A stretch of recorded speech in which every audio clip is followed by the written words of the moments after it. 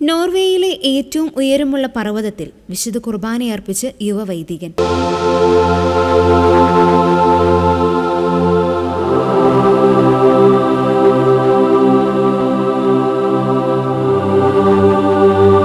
നോർവേയുടെ മധ്യസ്ഥനായ വിശുദ്ധ ഒലാവിന്റെ കബറിടം സന്ദർശിക്കാനെത്തിയ യുവവൈദികനും സംഘവുമാണ് നോർവേയിലെ ഏറ്റവും ഉയരമുള്ള പർവ്വതങ്ങളിലൊന്നിൽ കയറി ദിവ്യബലിയർപ്പിച്ചത്.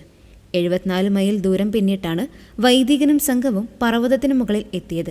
സമുദ്രനിരപ്പിൽ നിന്നും 7500 അടി ഉയരത്തിലാണ് ഈ പർവ്വതം സ്ഥിതി ചെയ്യുന്നത്.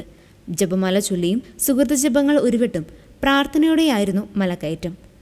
പർവ്വതത്തിനു മുകളിലെത്തിയപ്പോൾ തീർത്ഥാടകർ കുമ്പസാരിച്ച ശേഷമാണ് ദിവ്യബലിയിൽ പങ്കെടുത്തത്. വിശുദ്ധ കുർബാന സമയത്ത് മേഘങ്ങൾ മാറിപ്പോകുന്നത് കണ്ടപ്പോൾ സ്വർഗം തുറക്കപ്പെടുന്നതായും ദിവ്യബലി സ്വീകരിക്കുന്നതായും തനിക്ക് അനുഭവപ്പെട്ടതായി ഫാദർ ഒട്ടേഴ്സൺ പറഞ്ഞു. 3 വർഷം മുമ്പ് താൻ ഇതേ സ്ഥലത്ത് വിശുദ്ധ കുർബാന അർപ്പിച്ചിരുന്നതായും വൈദികൻ പറഞ്ഞു. നോർവീജിയൻ യുവജനങ്ങൾ സംഘടിപ്പിക്കുന്ന വിശുദ്ധ ഒലാവിന്റെ കബറിടത്തിലേക്കുള്ള തീർത്ഥാടനത്തിൽ നോർവേയിലെ വിവിധ ഇടവകകളിൽ നിന്നുള്ള നിരവധി യുവജനങ്ങളാണ് പങ്കെടുക്കുന്നത്.